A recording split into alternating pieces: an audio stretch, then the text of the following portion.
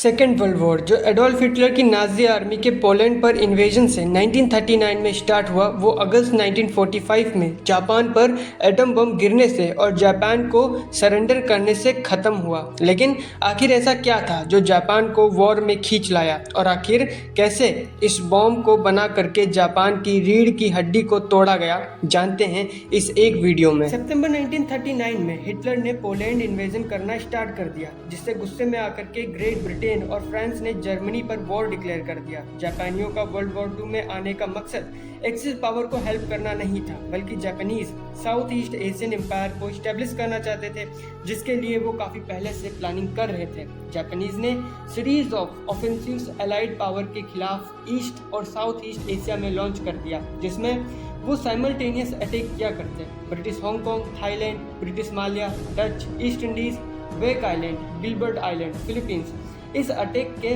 Major victims थे। 1942 के आते आते ये attacks New Guinea, Singapore, Burma, Yunnan, India और क्रिसमस आइलैंड तक होने लगे। जापानीज अपने टाइम में काफ़ी एडवांस सोच भी रखते थे। इसका पता ऐसे लगाया जा सकता है कि उन्होंने 1940s में बायोलॉजिकल वॉरफेयर करना सीख लिया। अब जिनको नहीं पता उनको बता दें कि बायोलॉजिकल वॉरफेयर में बायोलॉजिकल टॉक्सिन्स और infectious agents such as virus, bacteria, insects और फंजाई से दूसरे देशों पर अटैक करके उनको बीमार कर दिया जाता है। जापान ने सेकेंड वर्ल्ड वॉर में ऐसे ही बायोलॉजिकल वेपन्स का यूज करके चाइना में 1000 साफ पानी के कुओं को इन्फेक्टेड कर दिया। इससे चाइना में सेकेंड वर्ल्ड वॉर के दौरान महामारी भी फैल गई।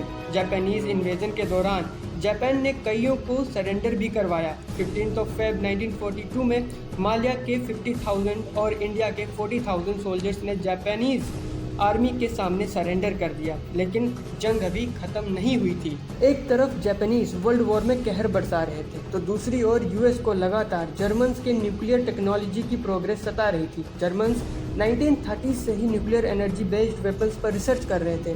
दिसंबर 28, 1942 में अमेरिका के प्रेसिडेंट फ्रैंकलिन डी रूजवेल्ट ने मैनहट्टन प्रोजेक्ट के तहत एटॉमिक बम बनाने के लिए कई सारे साइंटिस्टों और आर्मी ऑफिशियल्स को अथॉरिटी दे दी।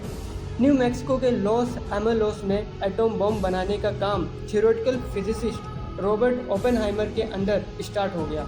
लॉस एमोलोस में साइंटिस्ट्स ने 2 अलग अलग किस्म के बॉम्ब्स बनाए। पहला लिटिल बॉय जो यूरेनियम बेस्ड एटम बम था, और दूसरा फैट मैन जो प्लूटोनियम बेस्ड एटम बम था। 1945 आते आते यूरोप में वॉर रुक चुके थे, पर जापान और अमेरिका के बीच में वॉर अभी भी जारी थे। जापान को शांत कराने के लिए अमेरिका ने जापान से पहले तो पोस्टडैम सरेंडर नाम की एक अनकंडीशनल सरेंडर मांगी और कहा अगर जापान सरेंडर नहीं करेगा तो उसे काफ़ी ज़्यादा नुकसान उठाना पड़ेगा। पर जापानीज पीएम सुजुकी कैंटारो ने इसे रिजेक्ट कर दिया, जिससे बौखलाकर यूएसए ने 6 अगस्त 1945 को लिटिल बॉय नाम के एक एटम बम को जापान के शहर हिरोशिमा पर और 9 अगस्त 1945 को फैट मैन एटम बम को नागासाकी पर गिरा दिया। डिस्ट्रक्शन इतना मैसिव था कि जापान को घुटने टेकने पड़े। हजारों लोग मारे गए और कई हजारों लोग उससे फैलने वाले रेडिएशन से मारे गए। जहां वर्ल्ड वॉर 2 का अंत तो हो गया था, पर एक नए युद्ध की शुरुआत हो गई थी। उसे जानेंगे अगले वीडियो में। तब तक के लिए जय हिंद।